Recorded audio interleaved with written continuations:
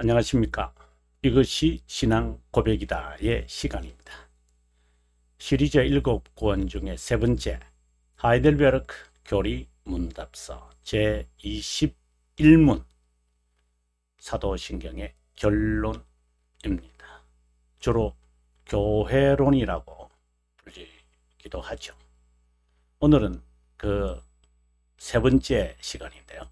56문의 세 번째입니다.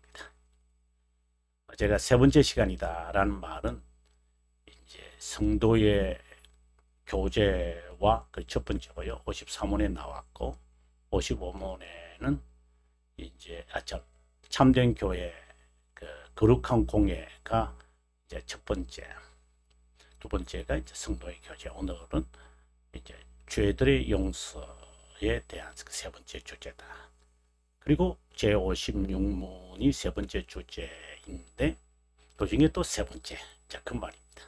이제 여러분 가지고 있는 이 책 485페이지가 56문이고요. 오늘은 여기에 488페이지가 되겠습니다. 아마 상당히 길게 여러분들에게 강의가 될 것으로 얘기했습니다만은, 자, 그럼 여러분 저와 함께 485페이지로 가도록 하겠습니다.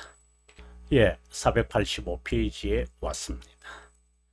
당신은 죄를 사하여 주는 것에 관해 무엇을 믿나?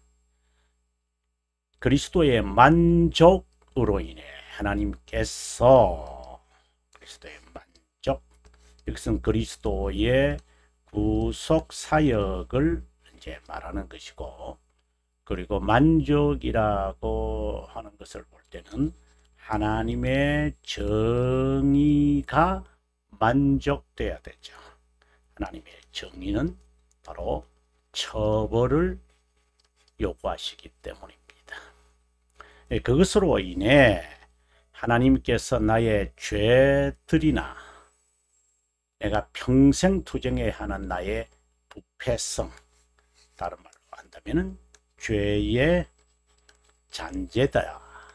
잔재들이다 또는 잔재다, 이렇게 말할 수 있습니다. 또는 옛 모습이다. 그것을 기억하지 않을 것이고 라고 되어 있고요. 그 다음에 두 번째 이야기입니다. 내가 하나님의 법정 앞에서 절대 정죄받지 않게 하려고 그리스도의 공의를 나에게 넘치는 애로 전가할 것이라는 것이다. 그래서 이것을 우리가 전가된 의다 라고 하는 겁니다. 하나님의 법정은 하나님의 정의의 영광이 드러나는 시간이거든요. 자, 그러면 여러분 488페이지로 저와 함께 왔습니다. 좀 이제 밑에 부분에 이제 이 부분에서 이에 대하여라고 이제 시작을 하게 되는데, 그 위에 부분을 잠깐 우리가 읽으면서 앞서 우리가 그 육신의 그 잔재, 부패성에 대해서 제가 방금 언급을 했는데, 이 부패성 바로 여기에 악의 삼총사를 통해, 악의 삼총사라고 하는 이것 기억을 해달라고 지난 시간에 말씀을 드렸습니다. 이제 세 가지가 있는데, 하나는 사탄이죠. 그리고 두 번째는 세상, 세 속에 물들지 아니하는 것이 바로 이제 경건이죠. 그 다음에 이제 죄의 또는 육체의 잔재다, 이렇게 우리가 말할 수 있습니다. 이것은 간략하게 말하면 이 세 가지는 바로 극단적 이기심이다, 이렇게 말할 수 있습니다. 즉 하나님의 의지를 따르지 않고 제 멋대로 자의로 자기 중심적 삶을 살아가는 것이다.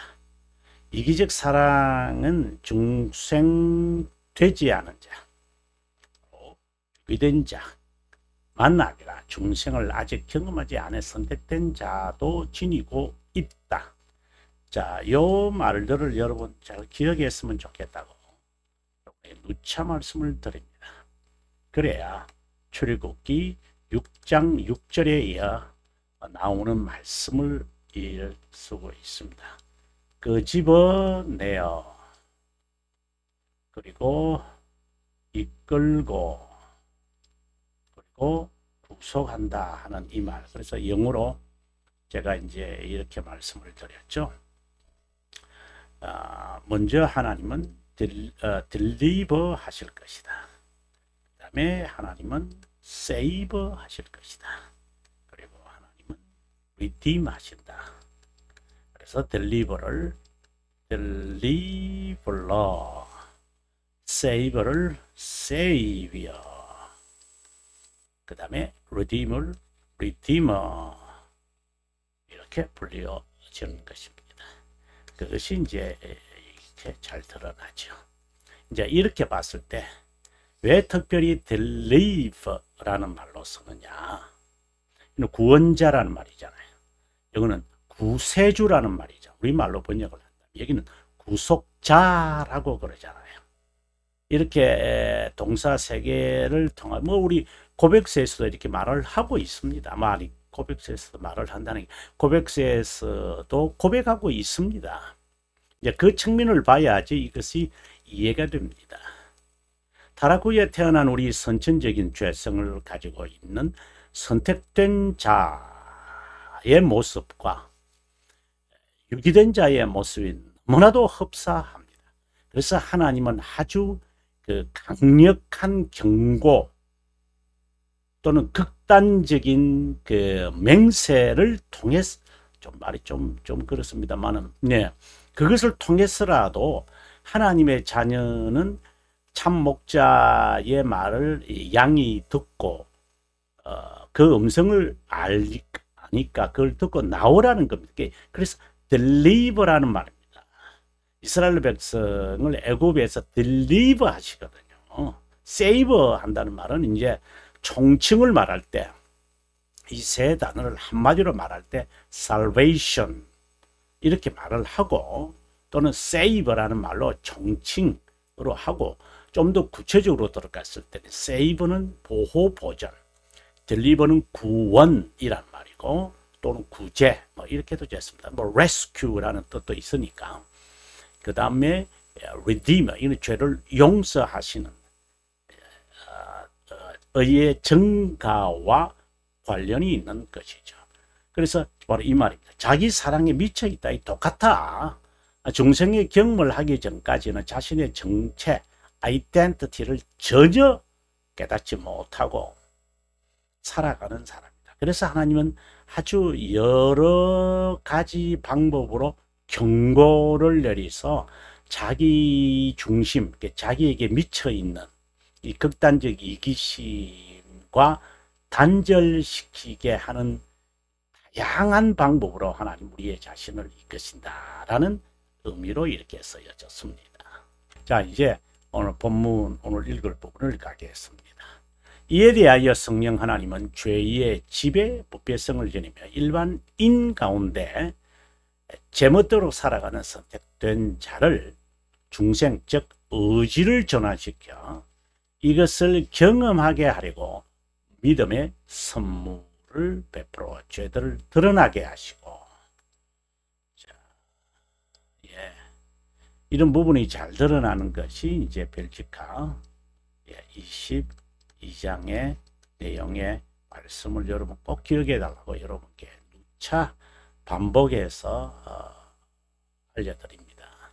그것에 대해 처절하고 통렬한 회개, 이것을 다른 말로 한다면 생명에 이르는 회개다. 이렇게 여러분 지난 시간 알려드렸습니다. 바로 생명에 이르는 회개는 우리가 대교리 문답 여기 화면이 좀 그렇습니다만은 76문이다 이렇게 말했습니다. 자신의 정체성을 분명히 인지하게 된다. 이렇게 갱생된 자는 삶을 통해 놀라운 경험을 시간에서 평생 보존하려고 옛사람을 죽이고 영 살리기를 하는 바로 참된 회개 88문이다 이렇게 했습니다. 거룩한 삶과 관련된 것이고, 그리고 생명에 이르는 회개는 중생의 경험과 관련되어 있다 라고 말씀을 드렸습니다. 선행을 한다.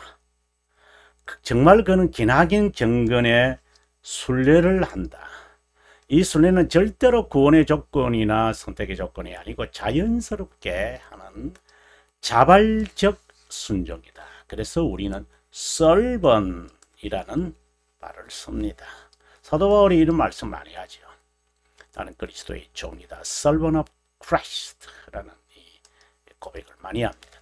죄들의 용서에 대한 다양한 표현이 있는데, 죄 원죄가 생산하는 죄들에 대한 용서는 하나님의 은혜와 자비함으로 그리스도의 보혈로라는 말로도 쓴다.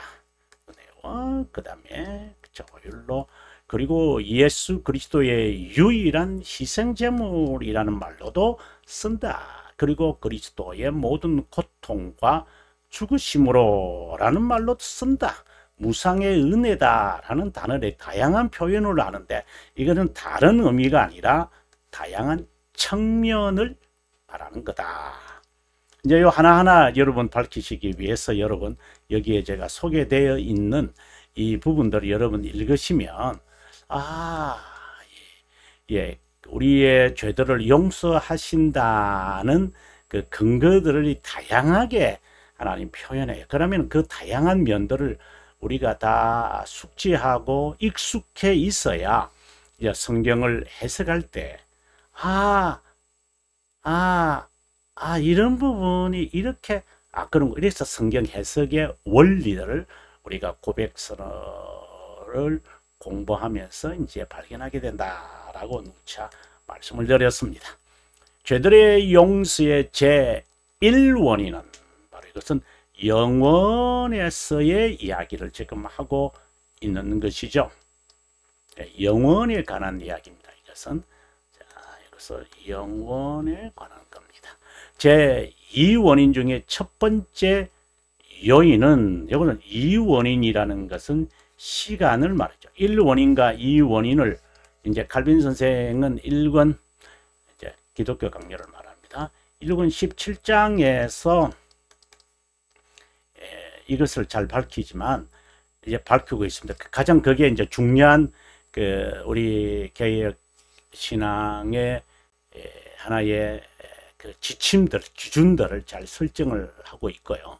이것이 이제 신앙 고백서에 오게 되어지면, 웨스트민스터 신앙 고백서에 오게 되어지면 5장이 나옵니다. 5장이 이제 하나님의 섭리에 관한 내용인데, 여기에 가서 2항을 보시면 1원인과 2원인에 관한 이야기가 나옵니다.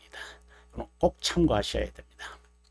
는 그리스도의 보혈, 바로 이 원인은 시간에서 일어난 겁니다. 여러분, 그것은 그리스도의 보혈, 그 해결책은 하나님의 진노를 누그러뜨림을 위한 그분의 희생 제물, 그 처벌은 모든 고통과 죽으심, 무상의 은혜다.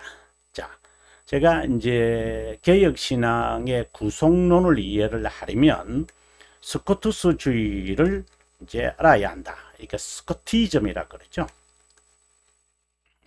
이것은 원인의 원인이다라는 것이다. 그래서 요한복음 3장 16절에 대한 해석을 제가 하면서 특별히 그 돌토레이터 1장 2항 제가 해석한 것을 여러분 꼭 참고하셔서 이 개념의 원리와 기준과 그리고 이 잣대가 없으면 개혁신앙 공부하는 게 거의 불가능합니다. 제가 신학과 교수와 목회와 또 이 신앙의 경륜을 다 통틀어서 여러분에게 정말 진심으로 진정으로 말씀을 드리지만, 요한복음 3장 16절 해석하는 원리보다 해석을 제대로 하지 않으면 개혁신앙은 거의 물어든지 거짓이든지 외식이든지 윗선이든지 아니면 그만하든지 그렇게 될 겁니다. 정말입니다. 꼭 여러분 돌터레이터 1장 2장 요한복음 3장 16절 해석하는 부분을 여러분 칼빈의 이건 16장 마지막 부분과 17장 1에서 6항까지의 제가 해석을 하고 또 제 기독교 강요 해설 부분에서도 그 2권 17장 전장을 어떻게 해석하느냐 이게 복음에 대한 마지막 그 칼빈 선생에게 정리하는 거잖아요. 그래서 정말 중요합니다. 그래서 제가 해석을 하면서 요한복음 3장 16절을 왜 이렇게 집요하게 칼빈 선생이 해석하려고 하는 것인가. 그리고 3권 14장에 오면은 6항과 7항에 오면 또다시 이 부분을 여러분 아다시피 3권 14장은 칭의의 4가지 측면을 지금 말하고 있거든요. 그런데 거기에서 다시 한번 이 2권 17장 내용을 언급을 하면서 우리들에게 말합니다. 그 자세한 이야기는 여러분 제가 그 돌토레이터 2장 이 부분을 여러분에게 설명하고 있으니까 여러분 꼭 참고하시길 바랍니다. 일반적으로 하나님의 정의를 그리스도가 만족해 함으로 이제 하나님의 정의와 하나님의 진노의 이 부분을 잘 이해하시려면은 제가 강의했던 37문 우리 하이델베르그죠. 37문을 다시 반복하시면 제가 이 부분을 아주 자세하게 설명을 하고 있습니다. 그 다음에 넘어가서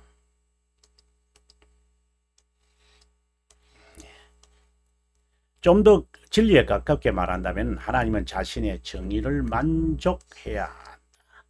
이것은 시간이 일어난 제2월인 중에 첫 번째 요인은 그리스도의 구속사의 근거가 우리가 흔히 이제 성육신이라고 그러죠. 영혼에서 작정된 구원의 진리를 말하는 것이다. 그래서 죄들의 용서의 근거는 하나님의 자비함, 선함심이라고 하고 그것을 어디서든지 찾으면 그 외에 다른 것에서 찾으면 안 된다 라고 되어 있습니다. 여러분 다음 시간에 490페이지네요. 이 부분을 다시 이제 좀 더 디벨롭을 하기 위해서 490페이지에서 여러분 뵙도록 하겠습니다.